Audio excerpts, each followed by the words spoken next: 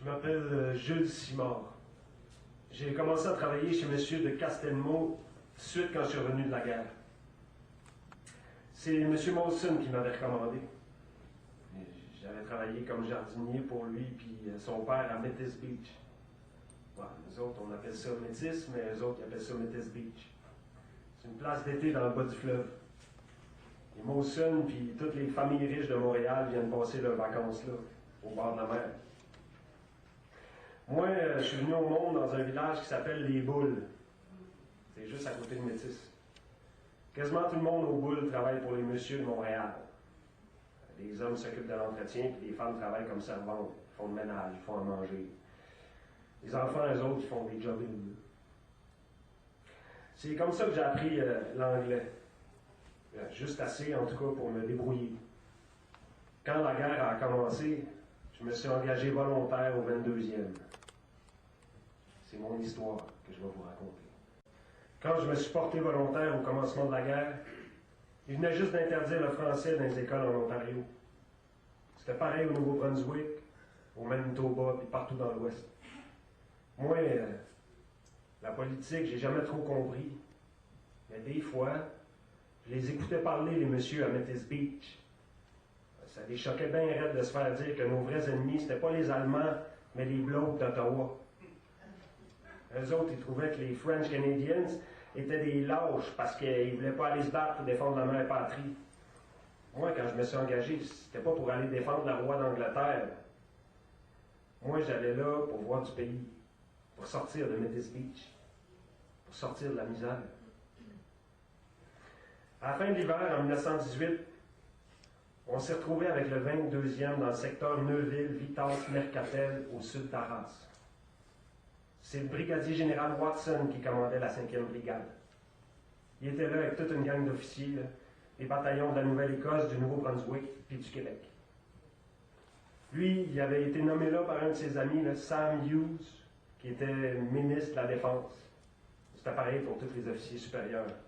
Si tu n'avais pas de connexion politique, oublie ça, tu ne pouvais pas monter dans patente. C'est le lieutenant-colonel de Castelnau qui commandait le 22e bataillon. La famille de sa femme était pluguée direct sur le Parti conservateur. Au 22, comme disaient les Anglais, on parlait tout français. Mais toutes les ordres t'as donné en anglais. J'ai jamais compris pourquoi. C'est une pelle de l'armée serbe. OK, ça a l'air de rien même, mais dans le corps à corps, c'est ce qu'il y a de mieux. Je l'ai trouvé à Courcelette en 1916. Depuis ce temps-là, je l'ai traîné avec moi. Courcelette, pour ceux qui ne le savent pas, c'est, pour ainsi dire, la première vraie bataille du 22e régiment. On est monté à l'assaut à 6h15 du matin, le 15 septembre, sans aucune préparation. On courait dans les champs, baïonnettes au canon à travers les explosions et les tirs de mitrailleuses. Il y a des gars qui tombent autour, mais interdiction formelle de t'arrêter. Au bout d'une demi-heure, on s'est emparé du village. Ça a fini au corps à corps. Ma carabine était cassée en deux, un éclat d'obus. J'ai ramassé une pelle qui traînait. J'ai tué 2 Allemands avec. Le premier, je l'ai pogné en plein front. Un coup, il était mort.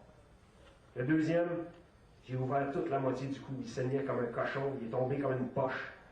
Je l'ai fini, ça n'a pas été long. On y a goûté. Pour le vrai.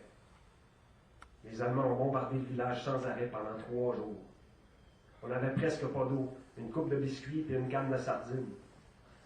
La première nuit, on a repoussé 7 contre-attaques allemandes. Après ça, 6 autres. Au bout de 3 jours, quand on a été relevé, on avait perdu au-dessus de 200 hommes. 88 morts, 119 blessés. Une boucherie. Pour rien. Sauver l'honneur de notre peuple. Tu parles. En 3 mois, pendant la bataille de la Somme, le 22e bataillon a perdu en tout plus que 600 hommes. Le tiers de tous les effectifs. Le premier qui vient me parler de lâcheté m'a dépeigné à coups de pelle, le bâtard. En écoutant Mamadou, je me demandais ce qu'on faisait là, dans ce trou à bas, à attendre que ça pète. Je me disais que nous autres avec, on était des Sénégalais. Des Sénégalais à peau blanche, mais des Sénégalais pareils. On était comme des nègres, des hosties de nègres, des nègres blancs. On était traités comme de la merde, pareil comme les Hindous, les Arabes, les Jamaïcains dans l'armée anglaise. On était là à crever comme des chiens pour défendre l'Empire britannique, puis pendant ce temps-là, chez nous, les hosties de blocs de l'Ontario nous tirent dans le dos. Toute la gang de vendus qui essaie de nous faire croire qu'on défend l'honneur de la race. On sera mieux à Québec pour défendre notre peuple contre les têtes carrées de l'armée canadienne. Les hosties de sales, ils nous ont appris à nous battre, mais quand on va retourner chez nous, on va le payer à la traite. On n'est pas plus fou que les Irlandais. À partir d'aujourd'hui, il n'y a plus de personne qui va nous tirer dedans à la mitrailleuse lourde. Tout se paye. Et on va être payé content. L'honneur de la race. L'honneur de la race, tabarnak. Il va-tu nous coller ses patiences de Castelnau avec l'honneur de la race? Ils disent toute la même affaire, les astis de politiciens pourris, les calices d'évêques sales, les journalistes vendus de la grosse presse. Moi, le asti de discours plein de merde sur l'honneur de la race, je suis plus capable. Je ne dois rien, moi, à ces astis de blocs-là. Ils nous chient dessus depuis plus de 150 ans. Et en plus, il faudrait les aimer. J'ai rien à leur prouver, moi, ces calices-là. J'en revenais chez nous, après 3 ans, puis il n'y a rien qui avait changé. Absolument rien. Dans mon propre pays, j'étais encore traité comme un sous-homme. Je m'étais fait fourrer correct. On s'était tous fait fourrer. Toute la gang. Les politiciens, les évêques, les journalistes, les boss anglo-canadiens, les sous-boss canadiens-français, toute la crasse, ils nous avaient raconté des menteries. C'était des menteries. Puis ils le savaient, ils étaient payés pour. Wilfrid Laurier, Rodolphe Lemieux, Lomère Rouin, Ernest Lapointe, toute la rapace du Parti libéral. Monseigneur Bruchézy puis sa gang de curés loyalistes. Les pourris du journal La Presse, du Montreal Star, puis de la Gazette.